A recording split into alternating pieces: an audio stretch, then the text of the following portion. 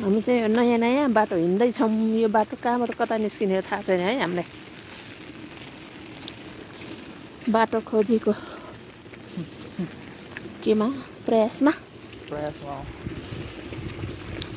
बाटो भेटिएन भने फेरि यही बाटो फर्किन्छौँ हामी खुड्किला चढ्दै। अझै वर्क इन प्रोग्रेस त पुरै बनिसकेको त छैन है राम्ररी। बारहरू लाउन बाँकी छ पिलरहरूमा,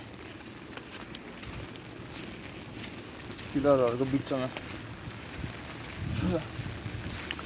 यसरी डस्टबिन राखिदिएको छ तैपनि ऊ यता यसरी फाल्छन्। ल यस्तालाई मान्छे भन्नु कि बाँदर भन्नु। अब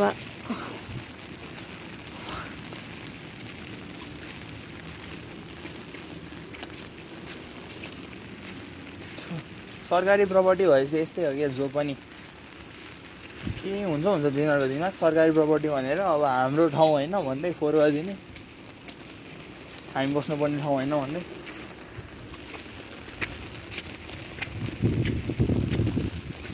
बाटो छ कि छ।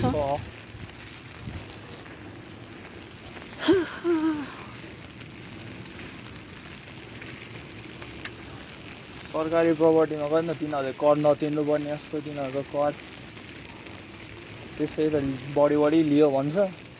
फेरि सुविधाहरू ठाउँ छन् के अरे छ र छ भने फेरि फेसिलिटीहरू दियो भने फोहोर गरेर राख्ने।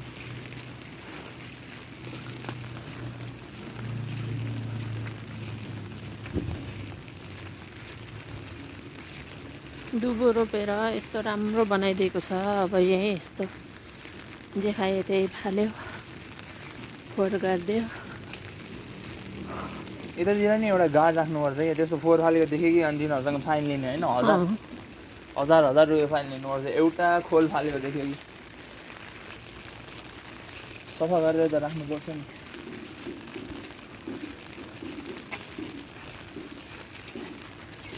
ओहो यता नि काँचो केरा।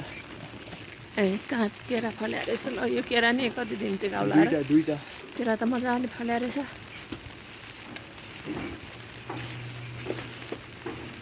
यहाँ घुम्न आउने मान्छेले नै बाँकी राख्दैन।